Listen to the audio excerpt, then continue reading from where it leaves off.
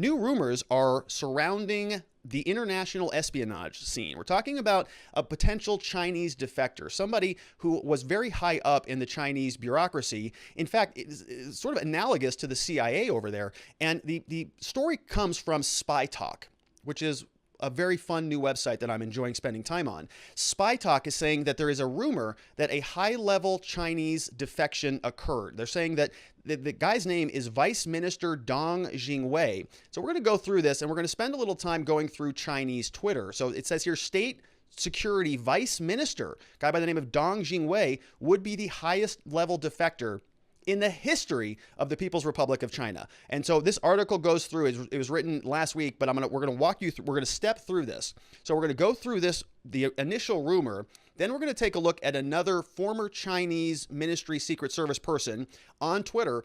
And what we're going to notice is that a lot of Chinese Twitter, I'm just going to kind of bucket it label it all in that bucket. They're doing some deep dives on this. They're trying to get to the bottom of this guy. Who is Dong Jingwei, and what is China doing as a result of this defection? So you can imagine if we have a defection this big, we've got a lot of questions, especially coming on the tail of COVID. A lot of time has been spent asking ourselves, did the coronavirus emerge from Wuhan lab, Institute of Virology, or is this something that emerged from a bat out of a cave in China somewhere? So let's go back to this. We're going to go and we're going to do some background work here.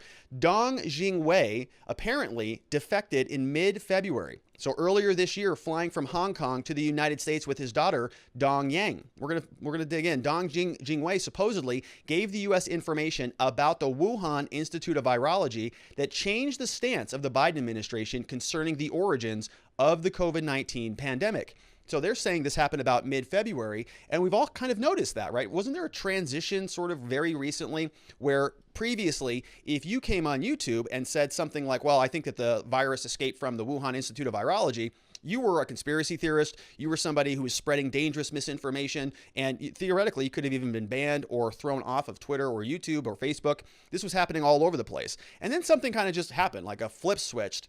It was after that Nicholas Wade article came out, and I made a very long video, about an hour and 20 minutes on that on my second channel in the description below, where you can go and watch that. But long deep dive article, and that was kind of the opening of the floodgates, wasn't it? As soon as people started to read that article, suddenly everybody started to say, hey, it kind of does make sense. What China's been doing has not really been on the up and up, and so we're going to start taking a second look at some of this stuff. And you even notice that the Biden administration came out and was saying, yeah, actually, I know there was an investigation going on from the Trump administration, because we saw that on the transition out. I think January 15th, the day before, or 5 days before Biden was inaugurated on the 20th, Secretary of State Pompeo released a fact sheet that came out and said, hey, we got all these concerns about the Wuhan Institute of Virology over there. So we knew it was coming. Biden came in, apparently put the lid on that investigation, but then opened it back up. And the timing kind of matches, right? That he landed here in mid-February, apparently communicating sometime in March, and we started to see a pretty strong pivot right around that point in time. Now, you can talk about it on YouTube. I made a video about it a month ago on my second channel, and a lot more people are talking about it. You still can't say certain words like, therapeutic words, like if you're going to ingest a pill in your mouth. The other people like Brett Weinstein and some others are still getting sort of that dangerous label on here. But my point being is that the public acceptability of the discussion has definitely changed, and it coincided kind of right about the same time this guy landed. So Spycatcher, Dong is or was a longtime official in China's Ministry of State Security, also known as the Guanbo. His publicly available background indicates that he was responsible for the ministry's counterintelligence efforts in China, so catching spies, and since being promoted to vice minister in April of 2018. If the stories are true, Spywatch says, Dong would be the highest level defector in the history of the People's Republic of China. So as I mentioned, we're going to go over to this fella here. This guy's name is Lian Chaohan, and he is somebody who is on Twitter. He's got about 90,000 followers, and he tweets mostly in Chinese, in Mandarin. You can see here this is translated by Google from Chinese, but if you read what the translation says, it says lawyers, human rights worker. He is a vice chairman, once worked in the Ministry of Foreign Affairs of the Chinese Communist Party and the U.S. Senate. So he said that this tweet aims to share information. And so this guy has sort of been the first person who kind of brought this up. And I want to go through his tweets because he's been tweeting all weekend.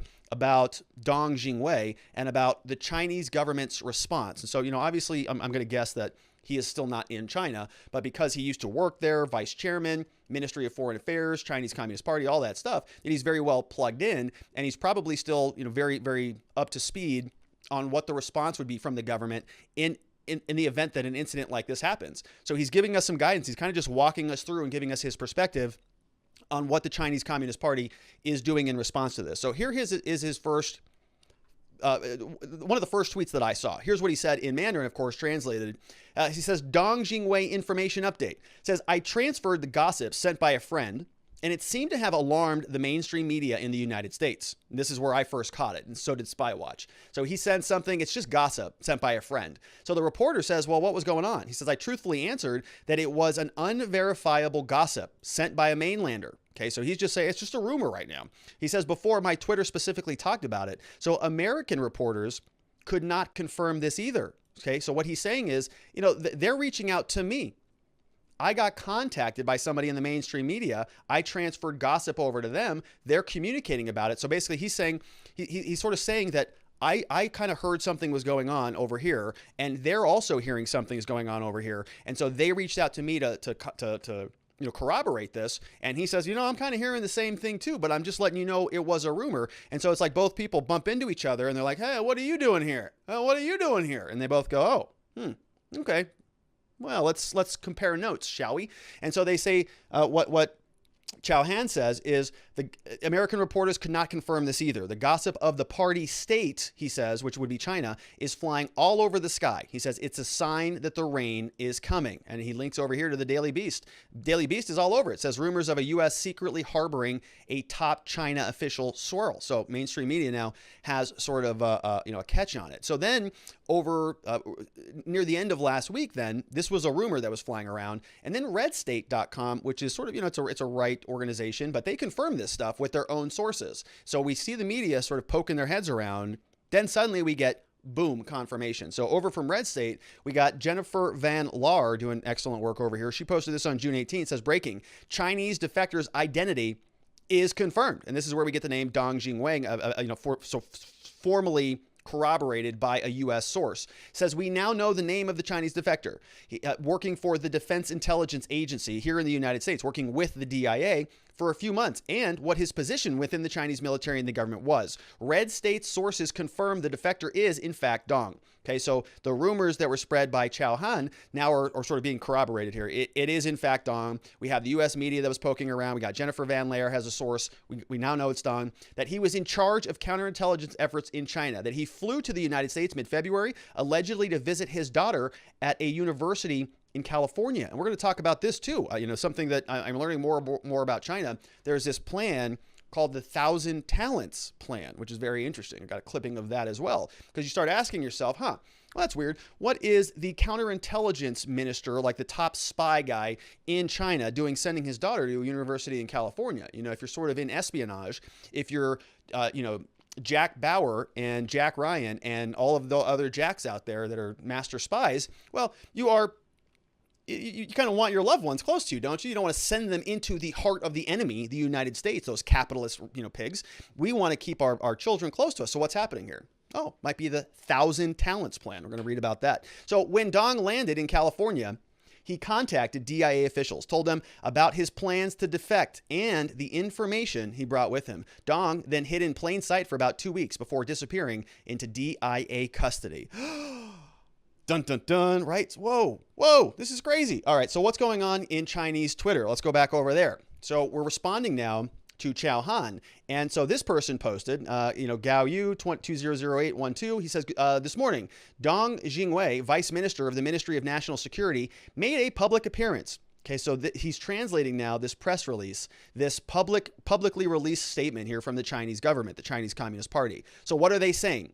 He's translating. He says, oh, no, Dong Jingwei. Oh, no, he's here. He's here. He just made a public appearance. In fact, he hosted a symposium. The symposium emphasized that to do a good job in anti-rape and espionage work, we must not only catch the spies, but we must also catch internal traitors and, quote, behind the scenes, right? So this is the public sort of cleanup press release that the Chinese came out and said, Oh no, Dong Jingwei, no, he didn't defect. He's actually back there. He was at a public symposium, and he's talking about anti-rape, and he's talking about espionage. Speaking of spies, it's very important that in China that we root out the internal traitors and that we eliminate them from behind the scenes. But Dong Jingwei, he's right back there at he's at a Holiday Inn actually back there. So you'll see him later. Now, this goes on. So Twitter now is going, wait a minute. So they just posted that public, that press release that says that he's not, you have him.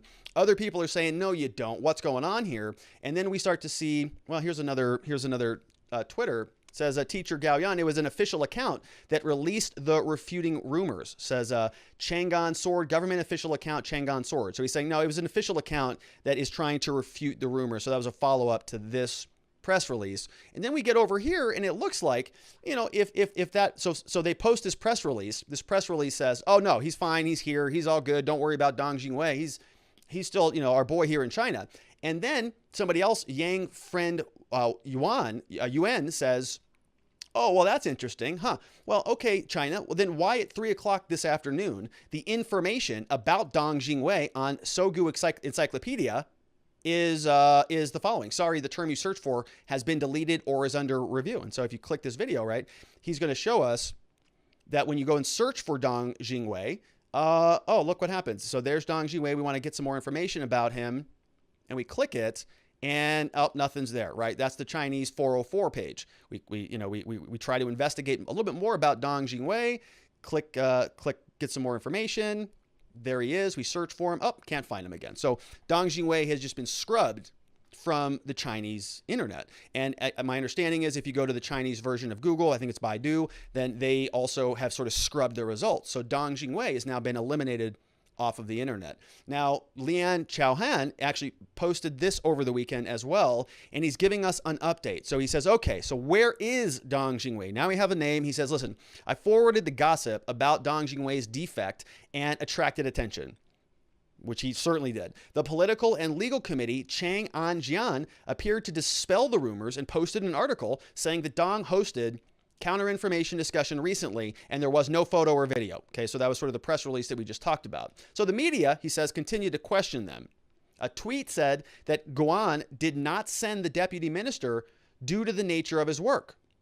Photo, but some Twitter friends also sent a photo of Chen, I'm going to explain this in a minute, Chen, a second Journal Seaman high-level secretary dialogue with Germany sent by Chang Zhejian in 2018. Okay, so please identify whether Dong is among them. So what he's talking about is this photo right here, right? He says, okay, so this photo happened. He says, look, the government is now saying Dong Jingwei is here. He just did a counterinformation discussion, but there was no photo or video. And they said they didn't send him due to the nature of his work. But some Twitter friends say that you kind of do send him to those things due to the nature of his work, right? And let's take a look at this 2018 photo, for example, when he was sent to Germany to have a dialogue about this stuff. Right? And here is a picture of them in front of Germany. Here's the German flag. Here's the Chinese flag. And we've got, sort of a delegation here. And so he says that at the bottom, please identify whether Dong is among them. So, all right. So the Chinese are telling us they never send him to these things. I got a photo from 2018. Is Dong Jingwei in there? And they say, yep, he is. In fact, this guy right here is apparently Dong Jingwei because another Twitter user says, yep, please identify whether Dong is among them. Yep, Dong is on that picture. So they found two other photographs of Dong Jingwei. And of course, that guy looks a lot like this guy, doesn't he? Certainly looks like the same fellow to me. And so, right, this guy may actually be now in U.S. custody. So they're telling us now China is absolutely losing their mind over this. We go back to Lian Chaohan, somebody who used to work for the Chinese government, and he's saying the knife cut it in reverse. Guan, a senior official, which is the intelligence agency, says that Dong Jingwei's defection and CCP's reaction to the gossip and CCP's reaction are very strange. He says Xi Jinping's campaign to purge and clean the political and legal system has entered the deep water area. It will be investigated for 20 years to eliminate, quote, the horse of the black sheep, festering in pus, he says, using family law to eliminate dissidents in the political and legal departments, making everyone feel insecure. He says, I hope that the knife will cut back. So, right. So the way that I'm reading this is he's saying that what he's seeing happen in China is sort of an orientation in response to the news, that the bureaucracy is sort of realizing, uh-oh, this happened. That was a big defection, and now we have to start responding to this. So they're sort of propagandizing and removing stuff off of the internet and apparently cleaning house politically and so on. So troubling stuff. Now we go back over to the RedState article, and they're going to give us a little bit more information about what's going on here. So now that we know who Jingwei is and a little bit about what's happening, they give us some more information about that summit that they held back in March of 2021. So Dong's name came up back during that during that summit. And if you remember, I think this was the same summit that I was sort of making fun of the delegation for, because Anthony Blinken was there. And he's sort of scolding the Chinese delegates. He's saying, hey, you're putting all of these Uyghurs up in concentration camps, and you're, doing ethnic cleansing, and you're eliminating people, and sort of reminiscent of concentration camps and the extermination of people during the Holocaust. Kind of a big problem. Why don't you answer for that? And the Chinese delegate just said, oh, excuse me, BLM racist slavery holder, Anthony? How about you get your own house in order before you come over here and start wagging your finger in our faces? So it's kind of embarrassing. But apparently what ended up happening back then was that they actually talked about this. So in a tweet on Wednesday, Dr. Han Lin Chao, okay, the person we've been following here, a Chinese defector, citing an unnamed source, alleged that China's foreign minister Wang Yi and a Communist Party foreign affairs boss Yang Jiechi demanded that the Americans return Dong, and the Secretary of State Anthony Blinken refused. Okay, so maybe a little bit more came out of that meeting rather than the finger wagging going back and forth across the delegation table. Sounds like the Chinese came over here and said, hey, you have Dong Jingwei, we want him back. And Anthony Blinken, to his credit, said, no, sorry, we're not giving him back to you. So RedState now, their sources say that Chinese officials did demand that they return Dong. Blinken didn't exactly refuse, he says. At the time, Blinken wasn't aware that Dong was even with the U.S. government. Oh, so never mind. Well, we'll see. The sources say, and told China that the U.S. didn't have Dong, so maybe they didn't even know he was here, right? Maybe that sort of raises a red flag. Who are you asking about? Why are you asking about Dong? Where is that guy? Go find him. It's only in the last 3 to 4 weeks that anyone outside DIA knew about the defector, according to RedState. Prior to that time, the Defense Intelligence Agency was vetting the information provided and confronting Langley officials, CIA, with what they'd learned without divulging the source. It's a big deal. Experts now, quoted in Spy Talk, essentially say the defection is just a rumor. And if they say, well, it's not that big of a deal, that's not what they say here. RedState says, no, that's not true at all. Our sources familiar with the information say Dong already has provided its quantity and reliability in terms of information. Not only does Dong have detailed information about China's special weapons system, the Chinese military's operation of the Wuhan Institute of Virology, and the origins of COVID, but the government's assets and sources within the United States. Dong has extremely embarrassing and damaging information about our intelligence community and government officials in terabytes of data he's provided to the DIA. A terabyte's a lot of data. A lot. We could put a lot of YouTube videos on a lot of terabytes. Let's see how many terabytes he's got. Some of the information provided by Dong was reported by the Washington Free Beacon. So hundreds of Chinese nationals. Now, this is where we're going to read about the 1,000 talents plan. So we have these this is very interesting. Hundreds of Chinese nationals are the subject of a federal probe after law enforcement officials flagged their travel at the start of the COVID-19 pandemic. Why is that? Chinese nationals returned to the U.S. earlier than expected in January 2020, often having modified their travel plans. Why would that happen? January 2020, stuff's kind of going on around the world. You've got all of these Chinese nationals that are over in China, and they're saying, we got to get the hell out of here. America, we're coming back early. They did. They modified all of their travel plans, and they start coming back in large swaths. The episode is recounted in an internal report circulated among various law enforcement agencies. It surmises that the Chinese students returned to the U.S. earlier in order to avoid future travel restrictions caused by COVID-19. They knew it was ripping through there. They needed to get out of there before it happened. Team examined 58,000 inbound. Identified 396 individuals whose return travel was scheduled after but returned earlier in January. All right. Now, this is what they're telling us. The Free Beacon says that U.S. intelligence officials have not come to a conclusion about whether the students are being investigated as spies. RedState is told that whether or not one of them wants to use the term spy, those students are sent back specifically to the U.S. with specific information gathering directives with the purpose of helping Beijing understand the U.S. government's response to the pandemic at a much deeper level than they could through publicly available documents. call them spies or not, certainly sounds like spying. Those students, hashtag spies, were charged with reporting back on public policy changes, economic response, damage, impacts on the healthcare systems like equipment, hospital beds, shortages, supply chain impacts, including how long it took things like semiconductors from China to reach the US, civil unrest, and more. There is a plan. This is not something that is sort of a conspiracy theory. Okay, there's actually a plan called the 1,000 Talents Plan, and it has a seal and everything. In fact, there's a Wikipedia page, and it looks like this. The 1,000 Talents Plan. This is a plan coming out of communist China that was established in 2008 by the central government of China. And why did they do it? To recognize and recruit leading international experts in science, research, innovation, entrepreneurship, etc. Both the US and Canada have warned that China intends to use scientists who are involved with this plan to gain access to new technology, economic, and military advantage, right? So it's not like, oh, we just want good students, well-rounded, diverse students, We've got a lot of diversity here in the United States, and we're getting a lot more of it, even if we don't necessarily want their version of that. So the Chinese say, oh, yeah, we're just going to, it's to make sure we have well-rounded students. Yeah, right. They're infiltrating all of the different little tentacles of American society with the sole purpose of reporting back to China. This is the part of the 1,000 Talents Plan. You can call me a Chinese, alarmist, but I think it's pretty alarming, damn it. It says the program grew out of the talent superpower strategy of the 17th Congress in China. They elevated the program in 2010 to become the top level award given throughout the country. In 2019, the program was rebranded to become the official representative body for program participants. So the 1,000 Talent Plan, let's see, it's the highest award, and the program has been praised for recruiting top international talent to China.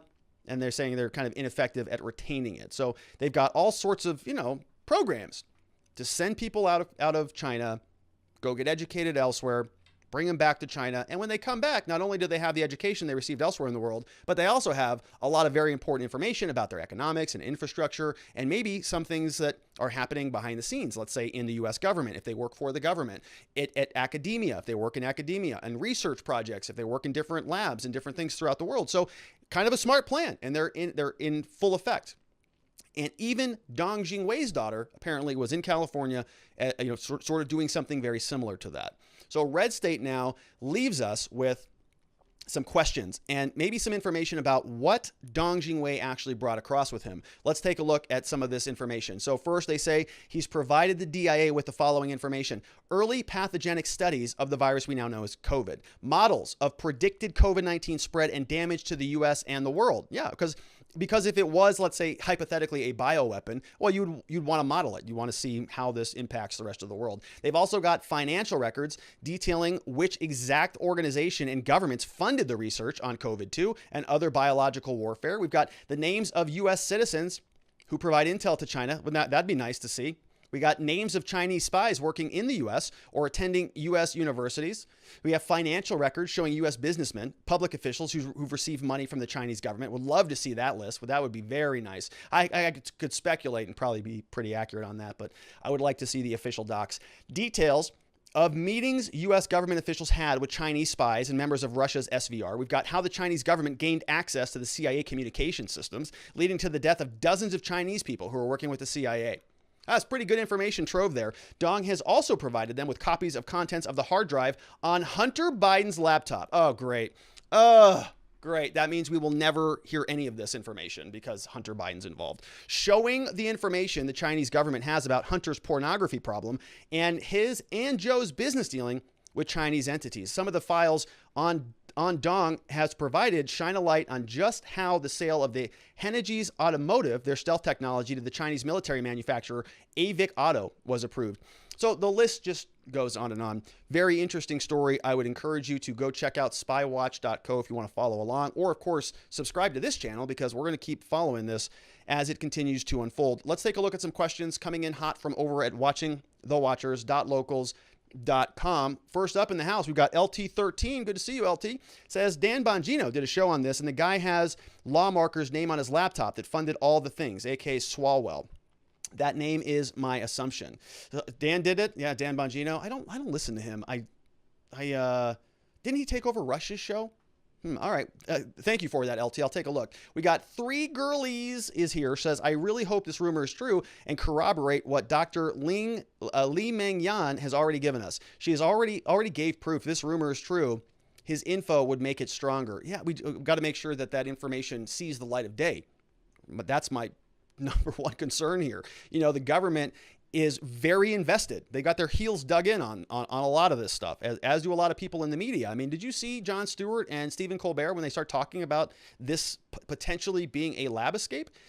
Colbert's his brain short-circuited. He didn't know what to think or say about it. And there are many people like that in this country who are not necessarily open to an alternative explanation. So we might be seeing some serious cognitive dissonance coming in. All right, last up on this one, we've got Want to Know says, with Feinstein, Kamala's husband and California politician, a lot of mainstream media spying and lobbying for China. China knows everything, probably more than you or me. Yeah, I mean, it's like, does China even have to try that hard? I mean, for some of these agencies, I mean, a lot of what we hear about related to China is mostly sort of, I think, coping with the fact that they're sort of somebody we have to deal with. It's sort of like, well, you know, they could always be doing better, but they got a big country, and sort of making excuses for them all the time. The only person that really came in with really tough talk on China was Trump. That's it. I mean, everybody else is sort of just, you know, middle of the road, bunch of wafflers here.